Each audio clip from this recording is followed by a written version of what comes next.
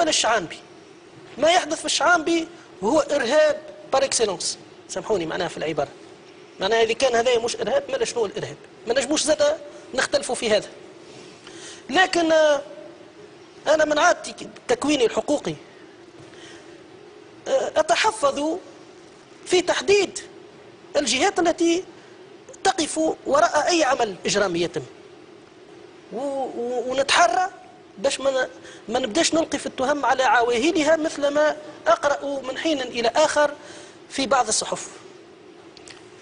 اليوم ثم بحث تحقيقي تفتح في موضوع الشعانبي تحديدا، ثم حاكم تحقيق متعهد بالقضية، وستكشف بإذن الله الملابسات متاع الحدث في الشعانبي، وستكشف بإذن الله الأطراف التي تقف خلف ما وقع في الشعانبي، وستتحدد الجهة التي تمارس الإرهاب في تونس وعلى شعب تونس.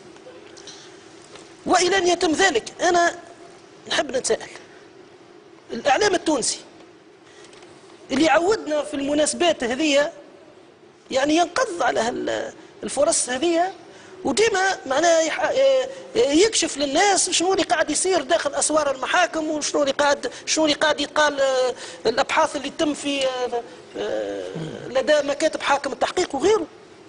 صمت مطبق، صمت مطبق عن التحقيقات التي تجري في خصوص لا نفتح الصحافه نتاع الاستقصاء، والصحافه اليوم يعني عندها الطرق نتاعها باش توصل المعلومه حتى ولو معناها الحكومه حجبتها، لكن ان شاء الله نقول المعنى خير.